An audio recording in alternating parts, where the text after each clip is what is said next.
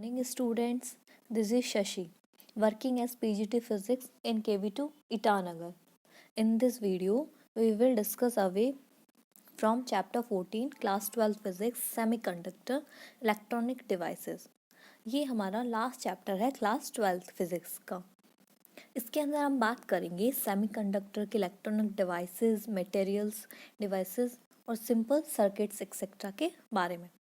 Semiconductor जो है वो हमारा फिज़िक्स के अंदर इलेक्ट्रॉनिक्स के अंदर कंसीडर्ड होता है। बेसिकली जो electronics is that branch of physics in which the motion of electron is control to study the electrical quantities like amplification, oscillation, modulation, rectification and detection. By the help of these processes, many instruments like radio, television, radar, and computer are made. The electronics is studied in the following three forms. First, valve electronics, second, semiconductor electronics, and third, quantum electronics. In valve electronics, free electrons are taken out of metal surface and move in valve or vacuum tube. The valve are named on the basis of electrode. In them are diode, triode, tetrode, pentode, etc. In all these valve a cathode, electron emitter and anode plate.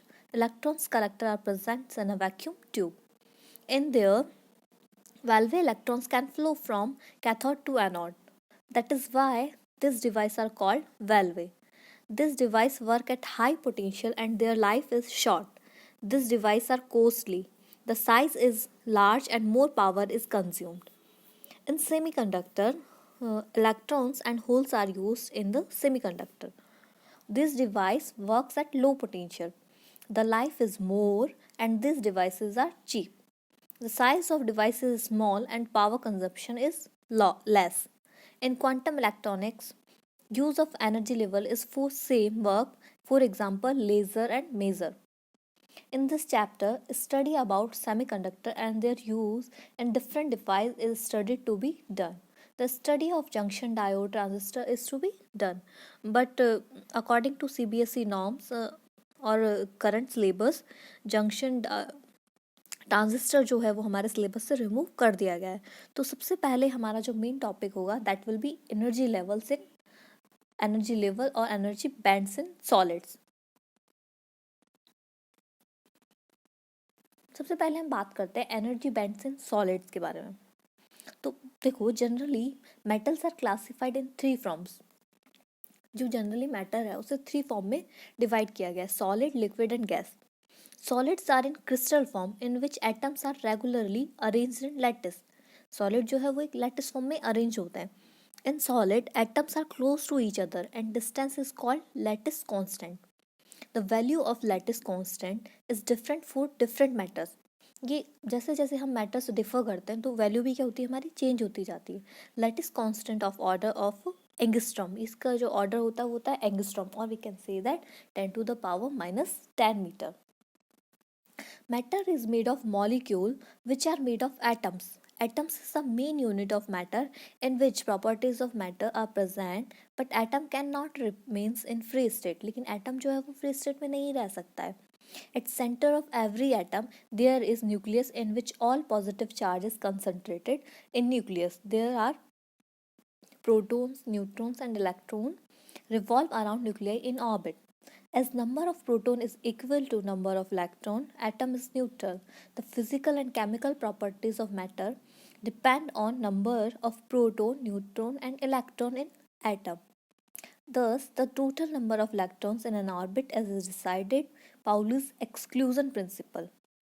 According to this law, the maximum number of electrons in an orbit is known by formula 2n square, where n is order of orbit. If we will discuss about n1 k orbit, then number of electrons in k orbit will be 2 into 1 ka whole square, or we can say that 2. Similarly, for n2 l orbit, number of electrons will be 2 into 2 ka square, that will be 8. ठीक है, तो इस तरीके से हम बात करते हैं एनर्जी लेवल्स इन सॉलिड्स में। According to quantum mechanical laws, the energies of electrons in a free atom can not have arbitrary values but only some definite quantized values. However, if an atom belongs to a crystal, then the energy levels are modified. This modification is not appreciable in the case of energy levels of electrons in the inner shells completely filled. But in the outermost shells, modification is appreciable because the electrons are shared by many neighboring atoms. Due to influence of high electric field between the core of atoms and the shared electron, energy levels are split up और spread out forming energy bands. जो outer shell होती है वो वहाँ पर हमारा क्या होता है, स्टेबिलिटी नहीं होती है, तो वो क्या करते हैं, स्प्लिट अप करते हैं, फिर स्प्रेड आउट करते हैं एनर्जी बैंड फॉर्म करने के लिए. Consider a single crystal of silicon having an atoms. Each atom can be associated with a lattice slide. Electronic configuration of silicon will be 1s2, 2s2, 2p6, 3s2 and 3p2. इसका atomic number हमारा होता है 14 और इसका electronic configuration होता है same as well as shown. तो formation of energy bands in solids. अब यहाँ पर हम देखते हैं कि एनर्जी बैंड कैसे फॉर्म करता है. तो एक्स एक्सिस पर हमने लिया है इनर एटॉमिक स्पेसिंग और वाई एक्सिस पर हमने लिया है एनर्जी. ठीक है, तो 1s2, 2s2, 2p6, 3s2 and 3p2. ठीक है, इस तरीके से हमारे इलेक्ट्रॉन्स फील्ड है.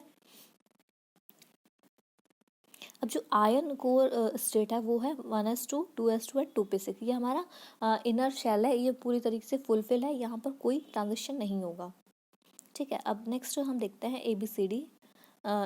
जो हमारे 3s2, 3p2 है वो बॉन्डिंग के लिए स्प्लिट अप करते हैं. तो ये जो लोअर स्टेट होता है that will B valence band. इसके बाद हमारा आता है कंडक्शन बैंड. और वैलेंस बैंड से कंडक्शन बैंड में जो ट्रांजिशन होता है, बीच में जो उनका गैप होता है, that will B forbidden energy gap. ये जो हमारा एनर्जी बैंड्स है ये बहुत इंपॉर्टेंट पार्ट है. ये आपको मतलब लर्न करना है कि इनका जो सीक्वेंस है वो हमेशा यही होगा. सबसे पहले आएगा वैलेंस बैंड, देन आएगा फॉरबिडन एनर्जी गैप, देन आएगा conduction band. The electron in outer most orbit have maximum energy. ठीक है, जो आउटर ऑर्बिट होते हैं, आउटर मोस्ट ऑर्बिट होते हैं, वहाँ पर मैक्सिमम एनर्जी होती है. These electrons are called valence electrons. These orbits are of high energy. These high energy levels are called valence level or valence band. As valence electrons are away from nucleus, so Coulombian attractive force on this electron is less. In other words,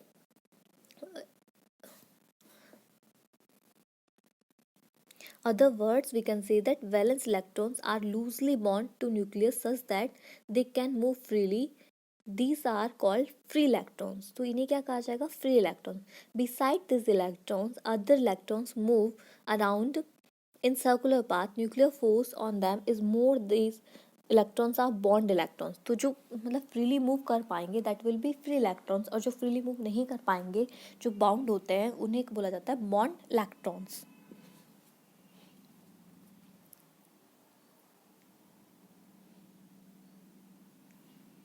अब हम बात करते हैं metals की. हम है ना special cases में बात करेंगे मेटल्स के लिए.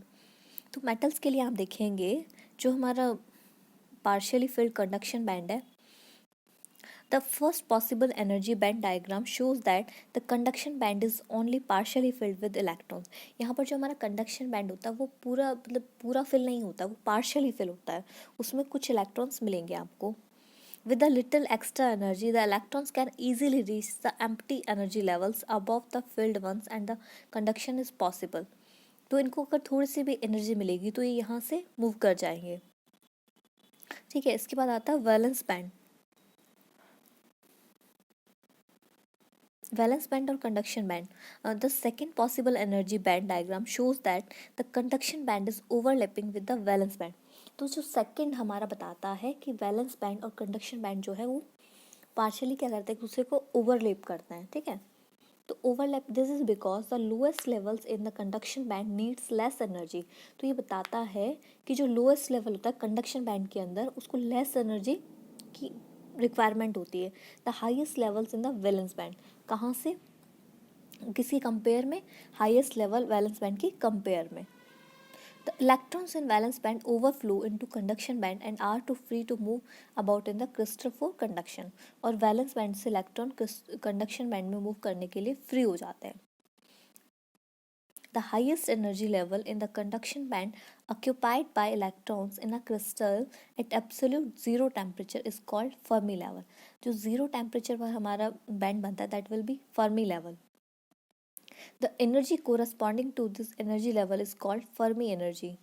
If the electrons get enough energy to go beyond this level, then conduction take place. अगर यहाँ पर हमारे जो वैलेंस बैंड में जो इलेक्ट्रॉन है उनको इतनी एनर्जी प्रोवाइड की जा सके कि वो जो हमारा फॉरबिडन एनर्जी गैप है वहाँ से मूव करके कंडक्शन बैंड में ट्रांजिट कर पाए, तो ये यहाँ पर हमारा क्या होता है, कंडक्शन हो जाता है, टेक्स प्लेस, और वो मेटल नीचे को शो करता है. इसके बाद हमारा नेक्स्ट टॉपिक आता है सेमी कंडक्टर. सेमीकंडक्टर में भी सेम हमारे वैलेंस बॉन्ड होगा और कंडक्शन बैंड होगा, ठीक है. और इनके बीच का जो फॉरबिडन एनर्जी गैप होगा that will B 1 electron volt. ये जो हमारा गैप है ये मतलब ऑलमोस्ट इक्वल टू होता है 1 इलेक्ट्रॉन वोल्ट.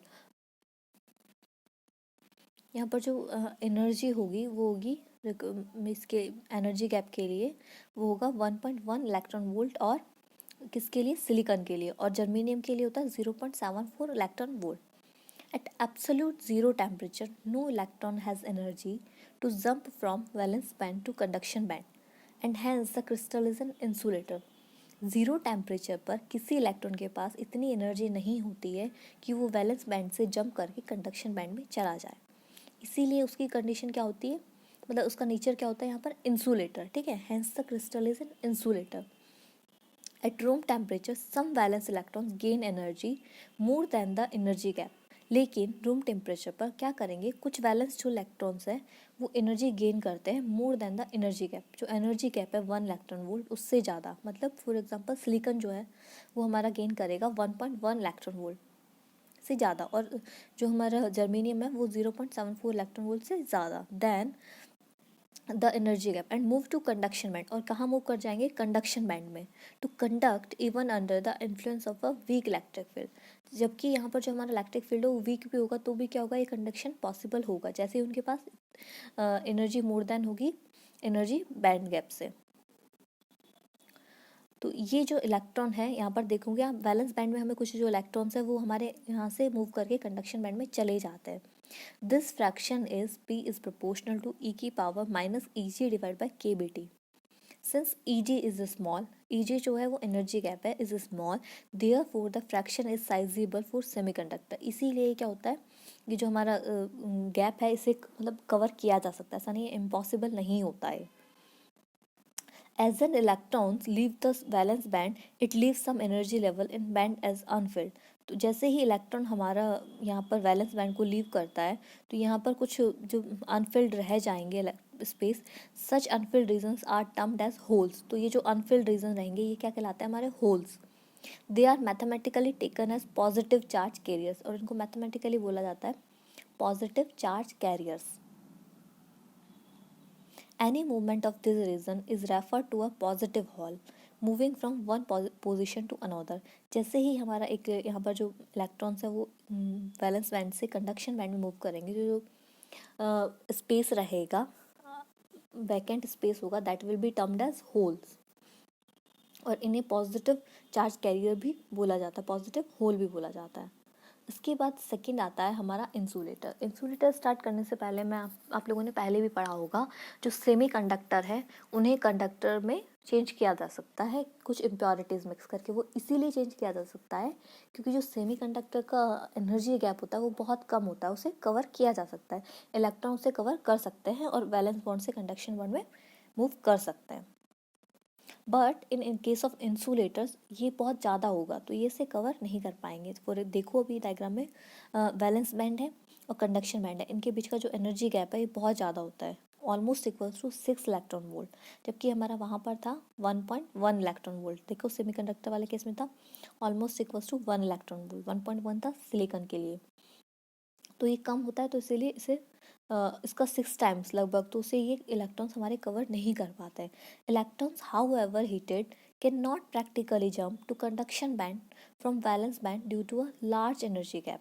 बहुत बड़ा होने के कारण ये वैलेंस बैंड से कभी भी कंडक्शन बैंड में जंप नहीं कर पाते हैं. Therefore conduction is not possible in insulators. इसीलिए इंसुलेटर्स में कंडक्शन पॉसिबल नहीं होता है. अब जर्मेनियम की हम बात करेंगे, फॉर एग्जांपल वो डायमंड के लिए जब हम बात करते हैं एनर्जी गैप की, तो वो होता है ऑलमोस्ट 7 इलेक्ट्रॉन वोल्ट।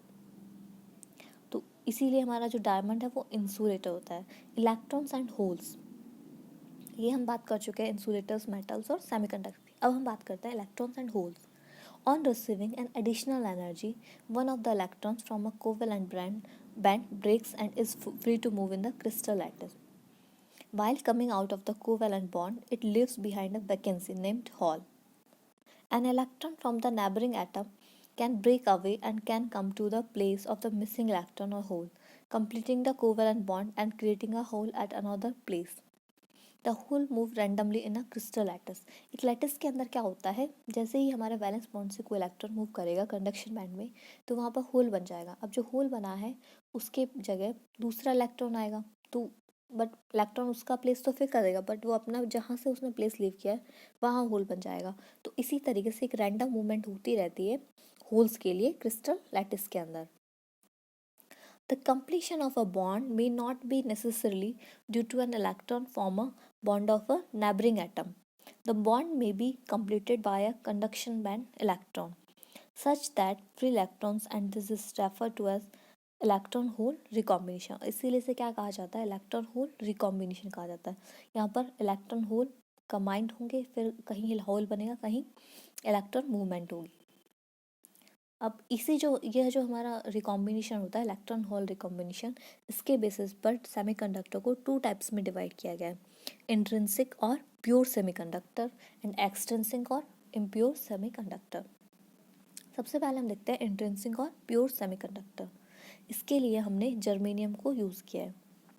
जर्मेनियम के आउटर शेल में 4 इलेक्ट्रॉन्स होते हैं, ठीक है। अब 4 में देखेंगे हम, जो 2 है वो हमारे अनपेयर्ड रहते हैं, बाकी जो 2 है वो हमारे पेयरिंग कर लेते हैं यहाँ पर ना, कोवेलेंट बॉन्ड बना लेंगे। अब जैसे हम यहाँ पर हीट एनर्जी देंगे, हीट एनर्जी प्रोड्यूस करेंगे, तो इनिशियली आप देखेंगे जैसे हम हीट एनर्जी देंगे तो जो हमारा कोवेलेंट बॉन्ड वाला इलेक्ट्रॉन है वो यहाँ से मूव कर जा रहा है। तो जैसे मूव कर जा रहा है, यहाँ पर जो प्लेस वैकेंट हुआ है that will be known as a positive charge carrier और होल, इसे बोला जाएगा होल, ठीक है। सेम देखो यहाँ भी एक इलेक्ट्रॉन मूव करके निकल गया है, कि हमारा क्या कहलाएगा, होल।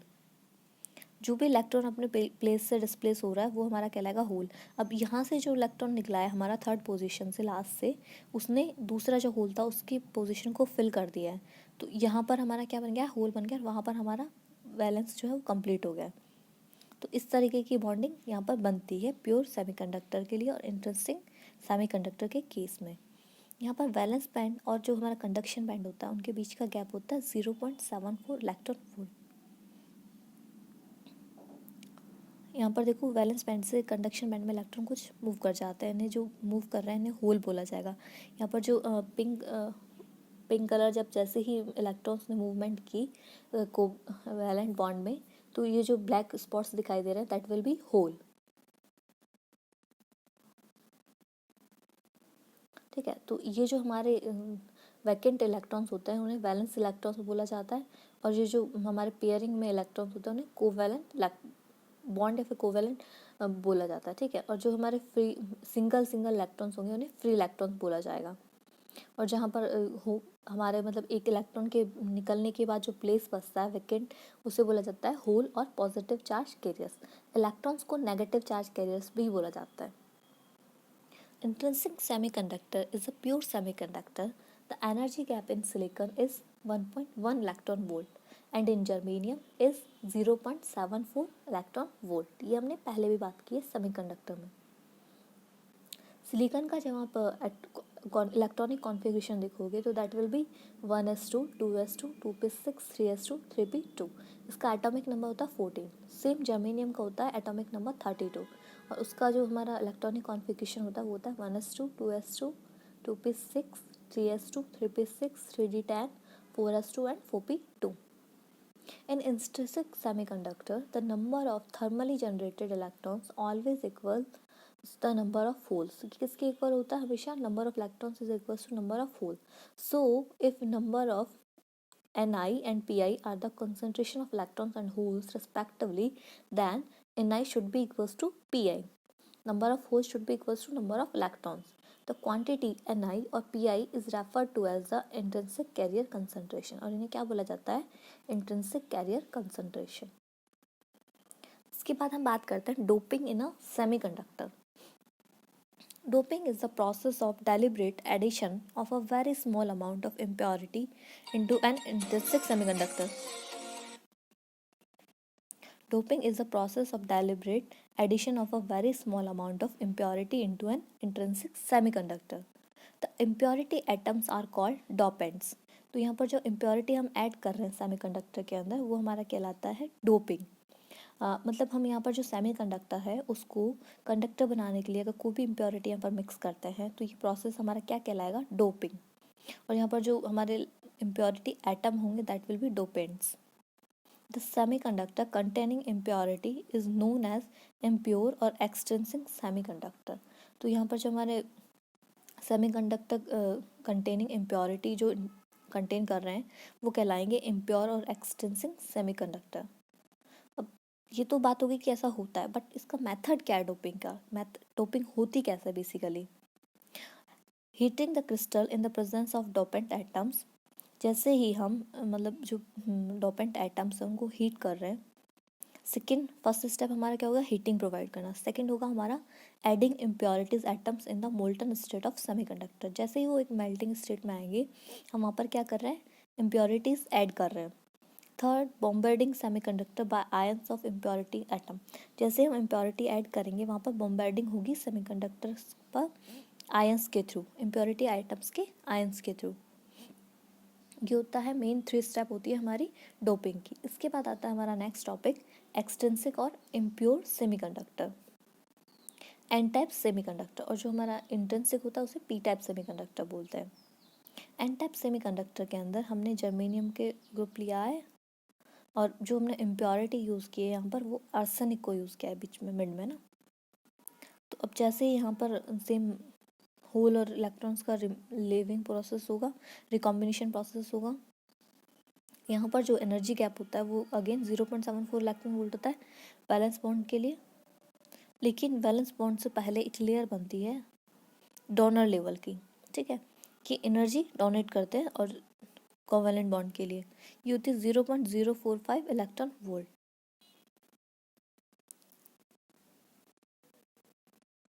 सेम यहाँ पर वैलेंस जैसे ही हमारे वैलेंस बैंड से इलेक्ट्रॉन कोवेलेंट बॉन्ड में मूव करेंगे होल्स यहाँ पर बनेंगे.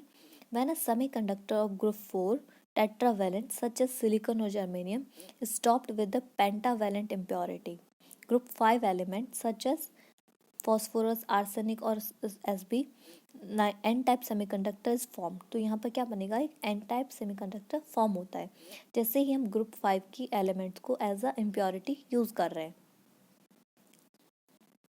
When germanium is doped with arsenic, germanium के साथ आर्सेनिक को डॉप किया गया जैसे डायग्राम में दिखाई दे रहा है. The 4 valence electrons of arsenic form covalent bonds with 4 germanium atom. तो आर्सेनिक के जो 4 कोवेलेंट बॉन्ड है वो जर्मेनियम के एटम के साथ कोवेलेंट बॉन्ड शेयर करते हैं.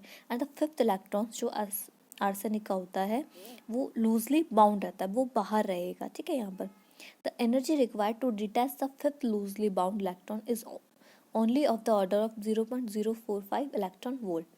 फॉर जर्मेनियम के लिए जो हमारा 5 लूजली बाउंड इलेक्ट्रॉन है उसके लिए एनर्जी कितनी रिक्वायर्ड है? 0.045 इलेक्ट्रॉन वोल्ट.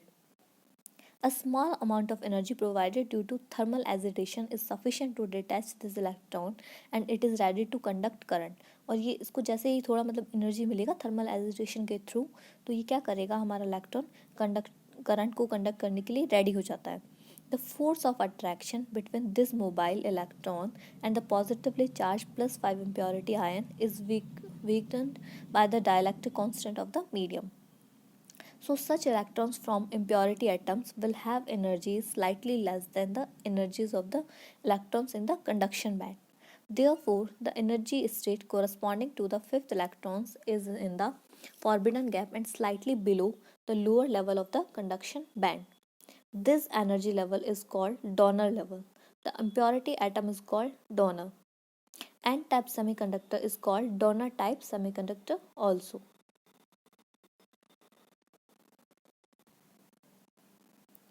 इसके बाद नेक्स्ट टॉपिक हमारा आता है carrier concentration in n-type semiconductors. When intrinsic semiconductor is doped with donor impurities, not only does the number of electron increases, but also the number of hole decreases below that which would be available in the intrinsic semiconductor. तो जैसे ही हम यहाँ पर donor impurities add करते हैं, doping करते हैं, तो यहाँ पर क्या होता है, सिर्फ नंबर ऑफ इलेक्ट्रॉन्स इंक्रीज नहीं होते हैं, बट जो होल है वो भी क्या होता है, हमारे डिक्रीज होते हैं, क्योंकि जो हमारा एक्स्ट्रा इलेक्ट्रॉन है वो हमारा होल वाले प्लेसेस को कवर करेंगे यहाँ पर. The number of holes decreases because the large number of electrons presented causes the rate of recombination of electrons with holes to increases. ये ऐसा क्यों होता है, क्योंकि जो हमारे इलेक्ट्रॉन्स हैं वो होल्स के साथ रिकॉम्बिनेशन करेंगे जो एक्स्ट्रा इलेक्ट्रॉन है.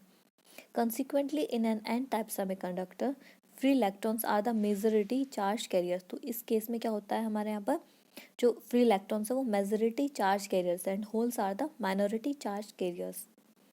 If N and P represent the electron and hole concentration respectively in n-type semiconductor, then Np is equals to NiPi or Ni square, where Ni and Pi are the intrinsic carrier concentration.